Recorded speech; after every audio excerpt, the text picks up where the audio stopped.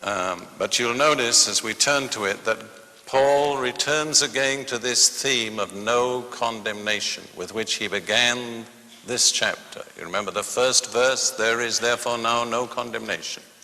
You see, our greatest enemy and the greatest tool of Satan against us is condemnation, being made to feel guilty.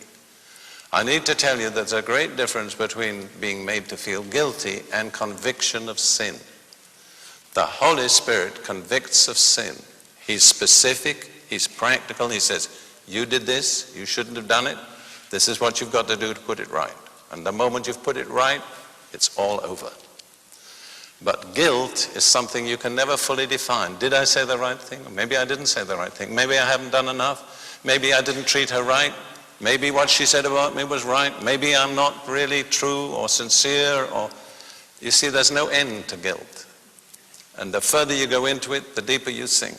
It's totally different. Guilt comes from the enemy. Conviction comes from our friend. There's a Portuguese proverb which says, the friend is the one who shows you the danger.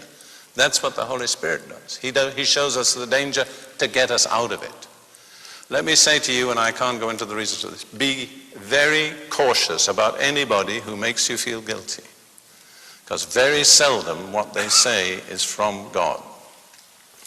God is not in the business of making people feel guilty.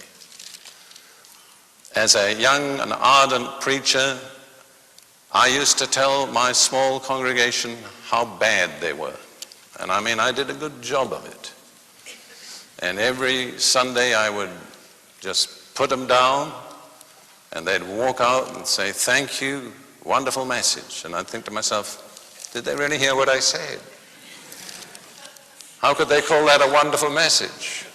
But one day God in his mercy spoke to me, and he said, I want you to understand, you're doing the devil's work for him. I didn't call you to make people feel guilty. I called you to show people how they could be made righteous. And I realized that the devil and his aides were doing the job well enough without my help. And I ceased to become one of the devil's little helpers.